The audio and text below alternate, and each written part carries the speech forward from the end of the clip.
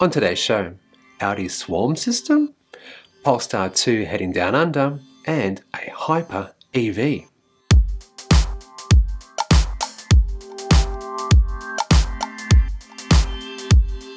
G'day, my name's Chris and I talk about tech from an Australian perspective, particularly around electric vehicles, battery storage, wind, solar and more. If you're new to the channel, thank you for coming over here and maybe subscribe whilst you're here, it'll be really appreciated. And look, if you want to take it to the next level, consider joining these chaps over here and many others on Patreon, where from as little as $2.50 Australian per month, that's not even 60 cents per week, you get early access news, polls, behind the scenes and stuff you just can't get here. And all Patreon members get Discord perks. So if you want that and maybe just want to join the conversation over on Discord, which is free by the way, check out the links below. And I just want to say a big thank you to my producers, and they are Tessa Nagong, Ashley Hill and Nigel Farrier. In some good news for Victoria, nay Australia, Energy Australia is bringing forward its Yallourn Coal Power plant closure. This power plant is rated at 1480 megawatts and supplies about 20% of Victoria's electricity demand, or 8% to the national electricity market. In the last year, they emitted more than 14 million tonnes of CO2. Originally slated for retirement in 2032, it will now, due to a government-mandated minimum 7-year notice period, be decommissioned mid-2028. In Energy Australia's press release, they cited that renewable energy has driven down daytime electricity prices, which is difficult for them to operate and increasingly struggling to compete with renewables. And so, what does one do? If you can't beat them, join them? Yeah, that's right. Energy Australia announced that it will build a 350 megawatt battery and a $10 million support package for workers to help them transition to new jobs or retire. Now, unlike these Murdoch spruikers which claim that blackouts will result as well as higher prices, can I just say to them, the Yallourn power station broke down 37 times in the last 2 years. 85% of electricity price hikes after the Hazelwood closure was due to a reduced competition at that time. They can read, you can read, everyone can read them. Energy, like the Australian Energy Regulators report below, where you'll find more information about this and a lot more. So, the big new battery that's going to be over in the States East, and last week I talked about the one in the West. Man, this is all happening. Plus, get this, in the next few years, Victoria will have more than 5,000 megawatts of power added. So this garbage about more blackouts is completely false. In fact, the South Australian experience with the Tesla big battery over there has shown that blackouts have actually decreased and energy security improved through that, as well as the VPP project in Adelaide. Audi has taken another step towards safer and more intelligent mobility by using its high-precision swarm data for the first time. Using its Car2X service, this version uses local hazard information systems and a car-to-cloud application that estimates the coefficient friction on the basis of the wheel slip. Now, let me pause for a second because, what are you talking about, Chris? Okay, from the press release, here's what I understood. The car can estimate the coefficient of friction between tyres and the road surface based on wheel slip. To calculate this, it uses chassis signals such as wheel speed and acceleration values. Sensor data is then atomized and transmitted to a cloud-hosted server by NIRA Dynamics. Here, where the swarm bit comes in, this aggregated data from many vehicles are then combined with metadata such as current and historical weather information and then transmitted by the NIRA to service provider Here Technologies. In turn, they massage that data even further and then they send it back out to all the Audi drivers. So does that make sense? Kind of does actually, doesn't it? So in news to me, it turns out this since 2017, Audi cars have been able to use and warn each other about upcoming hazards, dangerous conditions and so forth with this Car2X technology. So I really do welcome this move by Audi and I hope that it actually rolls out to other car makers. Time for a quick round of bites. Polestar has announced that the Polestar 2 electric vehicle will reach Australia by the end of 2021. Yes! This is exciting, and well, when I first reported it up here, this gorgeous looking car has like a 78 kilowatt hour battery, capable of doing 500 kilometers on the WLTP cycle, features pilot assist, adaptive cruise control, lane keep assist, and a 360-degree top-down camera. The Polestar 2 goes from 0 to 100 km per hour in 4.7 seconds with its dual motors. Whilst pricing is not yet known, Brodie Smith from The Driven estimates the Polestar 2 to come in at more than $8,900 Australian. Lotus is working with renowned British music producer to create sound for its upcoming car. This lovely looking vehicle packs a massive amount of power, coming in at 1400 kilowatts and a 0 to a 300 kilometer time in under 9 seconds. Crikey, that's face melting, right? Now, the interesting thing here is that he's used engine sounds from an old Type 49 racing car, of which only 12 were ever made. The end result will be used for chimes and tones like indicators, seatbelt warnings, and well, perhaps this.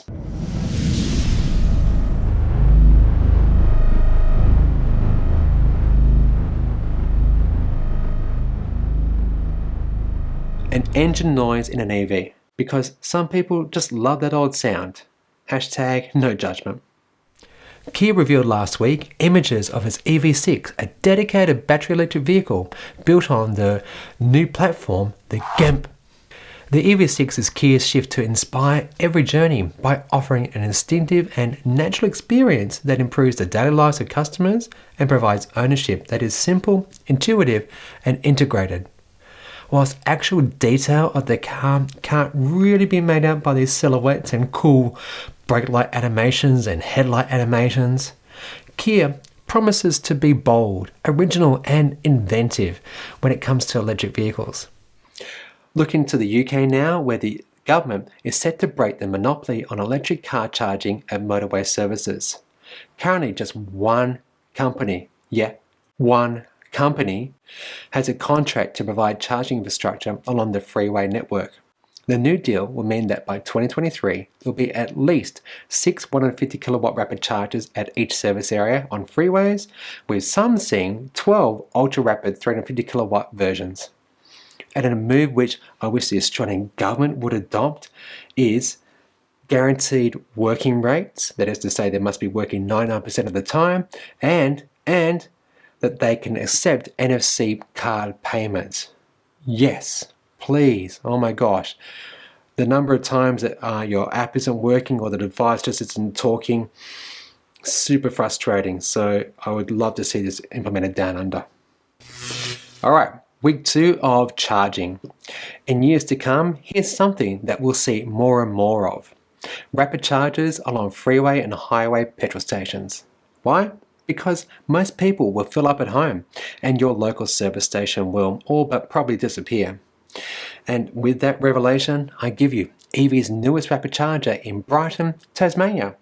Or, put another way, the world's southernmost rapid charger. In Victoria, EV opened a CCS and Chatamo 50 kilowatt rapid charger in Sale. This unit replaced the older J1772 and is located near the Art Gallery, or more precisely, the Port of Sale Club. So dining, toilets and shopping centre are all nearby. And finally, last weekend, I took the girls camping in my ZS EV, and do you know where I went? Maryborough, where here's my charger review. This is a rapid charger review with Chris, and I'm currently in Maryborough at one of the new Tritium rapid chargers, which until April 2nd is free. Located just near the railway station, which turns out was opened in 1890. Amenity-wise, well, I guess there's public toilets in there, and the convenience of across the road there's like a McDonald's near here, as well as the shopping centre. Not bad. It's going to be rated at 75 kilowatts when the whole network is actually opened up. Right now, the dual charging isn't possible, but it will be very soon. So this one has like a Chatamo as well as a CCS2. So I'm getting some electricity right now, and it's pulling out at a very nice rate. If you're in the area, definitely come and check it out. Okay, so again, I'm asking you guys if you could help out by either putting in comments as to where you've found a new charger, and if you can, do a video like what I just did, just talking about how to find it, if you have to pay to get it or anything like that, any special issues, amenities in the area, and what sort of charge you're going to get out of the unit. That'd be really appreciated, and I'll put you up on the show. And yeah, let's try to improve knowledge around charging in Australia, because, well, currently, unless you got a Tesla on the East Coast, you're pretty much a little bit buggered. So yeah, let's all help each other out. Our COVID normal is looking pretty good down under. So here are events that are starting to show up on our radars. First up, National Smart Energy Council, or Energy Conference rather, will be held in Sydney on the 12th and 13th of May 2021. Whilst the full program is yet to be released, they have already a big lineup of industry specialists from solar, storage and smart energy. Link is below. And drumroll. Fully Charged Live is coming to Australia in 2022. Oh my. Thank you, Robert Llewellyn and the Fully Charged team. This will be a fantastic event, which I've been lusting after for years, ever since I started them. Not sure when I started them, but I really want to go.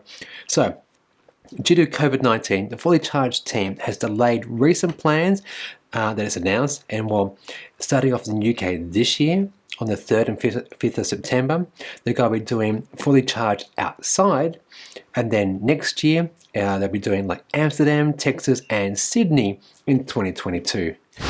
And time for one last story. SpaceX launched another Falcon 9 rocket with 60 Starlink internet satellites into orbit. This latest mission means that New Zealand has been added to countries where you can get Starlink, as well as Germany. When I last reported on Starlink, Elon stated speeds for this service would be up to about 150 megabits per second. And well, since then, he's bumped it up to a massive 300 megabits per second and only 20 millisecond delay. Beta testers who are quite active over on subreddit forum have been getting these speeds and better and worse. They've all been reporting a lot of dropouts. Now, this is expected, as Elon and Starlink have been very clear that at the moment the service rollout is in beta, and more satellites as they launch will improve this service. Asked about coverage, Elon said that most of Earth by end of year or by next year, then it's about densifying coverage. Important to note that cellular will always have the advantage in dense urban areas. Satellites are best for low to medium population density areas. And this, I think, has been cemented by a story run by ABC News in early February, who did a bit of super sleuthing. They revealed that in August 2020, a company called Tibro Australia, was granted a carrier license, allowing it to operate a telecommunications provider. Then, 2 months later, Tibro, which actually spells orbit backwards, changed its name to Starlink Australia. Starlink Australia secured radio communication licenses, allowing it to send like wireless signals, and here's more evidence of supporting remote communities with great internet. Starlink's Australian land-based facilities are located in regional remote areas such as Waggan in Western Australia, Pimba in South Australia, and Broken Hill and Boorawa in New South Wales. And here are some photos. Are those what I am thinking B1? I think they are B2. Those are Starlink receiver dishes. Ah yes. So again, I'm confused, or are other people confused? Those who live in suburbia, this ain't for you, because I reckon you probably get better internet generally from NBN, albeit as NBN. Conversely, if Elon can get this coverage really good, dropouts infrequent or never, and it's going at 200, 250 megabits per second, I'll sign up. Okay, well, that was a nice short news episode. Do hope you've enjoyed it, and if you have, you know what you can do. Subscribe, give us a like, maybe share this on your socials. Let's improve everyone's knowledge in this space, please. And you know, those things are great and all, and they do help the channel. But if you want to go to the next level and support just for like $2.50 a month or more, join us over on Patreon. And yeah, otherwise, please be good, be green.